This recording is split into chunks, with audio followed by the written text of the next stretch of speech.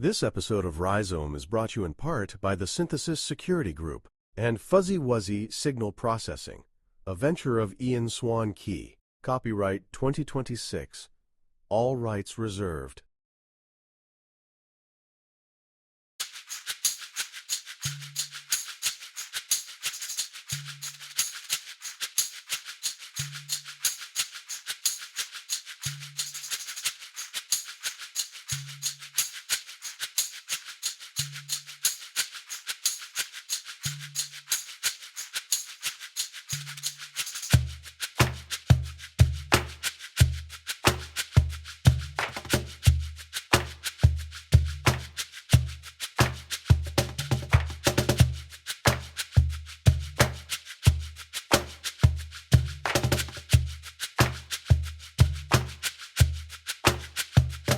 Hey everyone, and welcome to this explainer. Today, we're diving headfirst into one of the most fascinating and frankly mind-bending contradictions in human history. We are looking at the paradoxical connection between highly forbidden acts and the pursuit of ultimate spiritual enlightenment. I mean, think about it. Throughout history, across completely different cultures, we see this strange recurring phenomenon where the very things society considers the most impure or the most taboo are actually used as a secret key to unlock divine liberation. It's a wild, complex, and incredibly thought-provoking journey. So let's get right into it. Okay, let's dive into this, because this question right here is the absolute core mystery we're unpacking today. Why on earth is it that in both Eastern esoteric paths and highly secretive Western occult movements, we find seekers deliberately stepping over the line of what's considered acceptable? Why run toward the forbidden? Well, to figure that out, we have to look at how these traditions view the fundamental rules of reality itself, and why breaking those rules is sometimes seen as the only real way to wake up. To get us all on the same page, let's quickly define what we're actually talking about here. A taboo is essentially a strict social or religious boundary, a big do not touch sign. But in esoteric circles, breaking that rule, which we call transgression, isn't just about acting out or being a rebel. It's a highly intentional tool.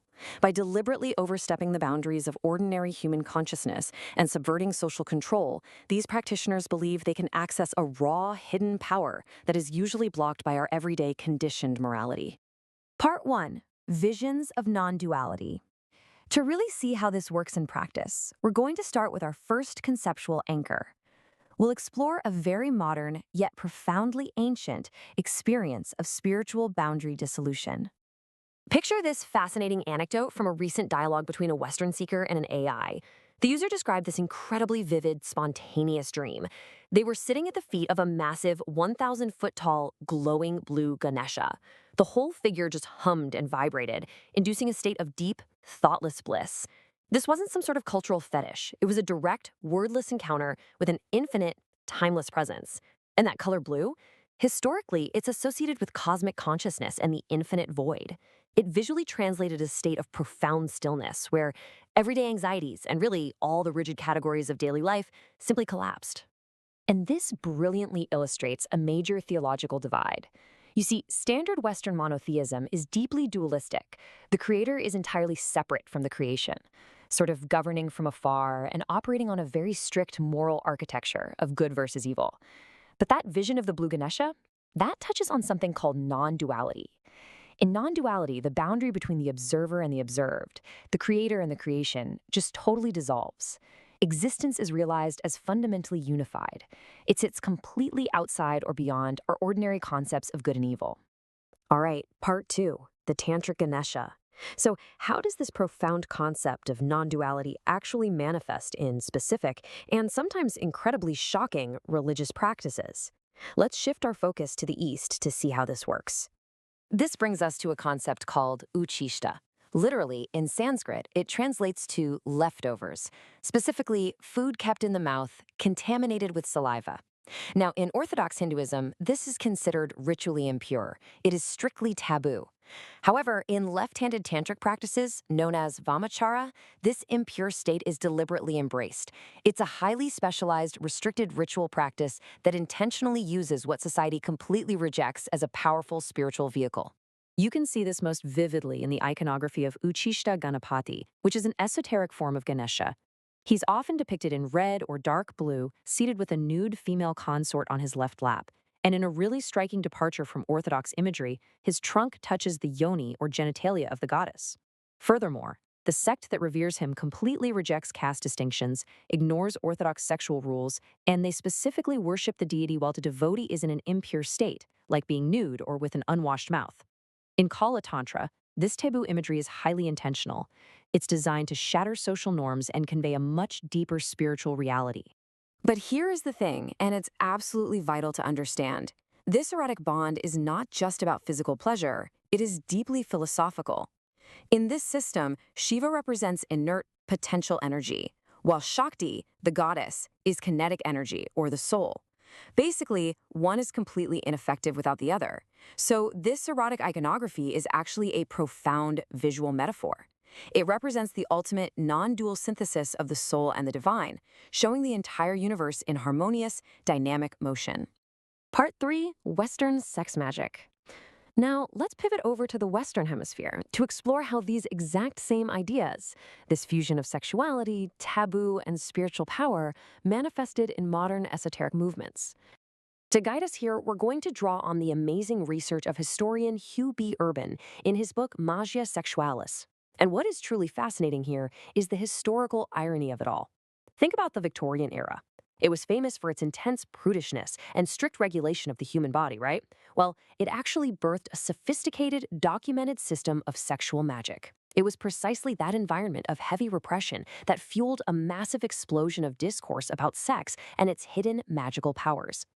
So the crucial point is captured beautifully in this quote from Paschal Beverly Randolph, who was the mid-19th century pioneer of Western sex magic. He believed that the moment of physical climax was not just about pleasure, and it definitely wasn't just about reproduction. For Randolph, it was the ultimate magical key. He saw it as the exact instant when the soul opens up to divine energy, making it literally the most powerful and energetic moment a human can experience to achieve profound knowledge and actually alter reality. Let's track how this actually evolved over time, because it builds like a snowball. It starts in the mid-19th century with Randolph's affectional alchemy, which was really meant for married couples. But by the early 20th century, figures like Theodore Rice were synthesizing this Western framework with newly imported and honestly often misunderstood Indian Tantra. Then along comes Aleister Crowley, who totally radicalizes the practice. He insisted that transgressive, non-reproductive sexual acts unleash the most potent magical results. Finally, jumping to the late 20th century, we see the rise of chaos magic, which uses sexual chaos specifically as a tool to shatter all fixed ideologies. Part 4. Projecting inner demons. Now, obviously, these secretive, liberating practices did not occur in a vacuum. Let's examine the historical backlash and how the Orthodox world reacted to these forces.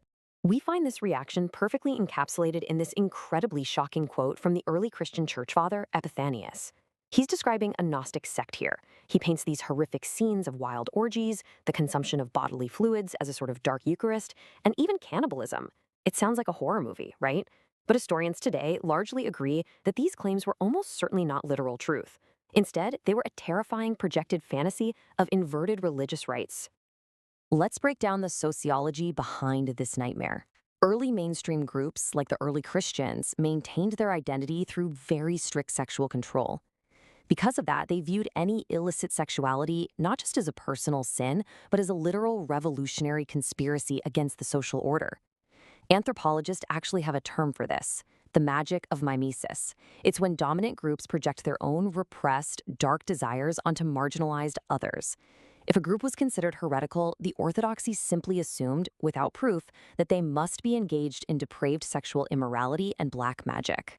Let's move on and see how this builds, because this isn't an isolated incident. It's a recurring historical pattern. For a whole millennium, we see the exact same script applied to completely different groups. First, the Gnostics get accused of orgies. Later on, ascetic groups like the Bogomols and Cathars, who, by the way, were actually extremely puritanical, are accused of rampant sodomy. And by the 14th century, the Inquisition targets the incredibly powerful Knights Templar with accusations of obscene kisses and devil worship. It is a projected nightmare used repeatedly to maintain authority. Part 5, Seeking Liberation Today. Bringing our explainer all the way into the modern era, what does all of this intense history actually mean for our current cultural relationship with sex, magic, and spirituality today? The philosopher Michel Foucault provides a really brilliant lens for this. He argued that modern society didn't actually repress sex at all. Instead, we became utterly obsessed with it, speaking about it endlessly. Foucault suggests that in a modern, desacralized world, a world that feels like it has lost its magic and its gods, society naturally seeks the sacred through transgression. We exploit sex as the ultimate hidden secret of human nature. And this obsession gave rise to what we can call postmodern occultism. In the mid-20th century, Gerald Gardner's Wicca introduced the Great Rite, which fused sex magic with environmentalism and feminist liberation. Then you have Anton LaVey's Satanism, which completely flipped the Christian nightmare on its head, openly embracing absolute indulgence over abstinence as a symbol of pure human freedom. And chaos magic emerged as a tool to use intense sexual experience to deconstruct the rigid ideologies of our hyper-capitalist culture. Now, what's really interesting about this is the grand paradox we're left with. We have what you could call a perfect mirror of taboo. On one side, marginal groups actively embrace taboo imagery like the erotic Ucchishta Ganapati or Crowley's sex magic to subvert social control and seek ultimate spiritual liberation. But on the exact opposite side, dominant orthodoxies project that very same taboo imagery as a terrifying nightmare to maintain social discipline and absolute authority. The imagery is identical, it's exactly the same, but the purpose, completely opposite. This leaves us in a rather strange predicament today, which some sociologists actually call a post-orgy society. We live in an era where the countercultural hope of finding pure spiritual liberation through sexual freedom is constantly battling against the massive commercial exploitation of those very same desires. Literally everything is commodified, heavily marketed, and sold right back to us. It massively blurs the lines between true liberation and just another consumer product on a shelf. Which brings us to our final and honestly super provocative thought. It's the very question that haunted the end of the magisexualist movement. In a modern world where pretty much everything is permissible, where the shock value is totally gone, and where the darkest taboos are just a click away on your phone, what is left to do after every forbidden desire has been indulged and every taboo has been transgressed? Where do we actually search for the sacred now? Thank you so much for joining me on this explainer, and I will leave you to ponder that incredible question.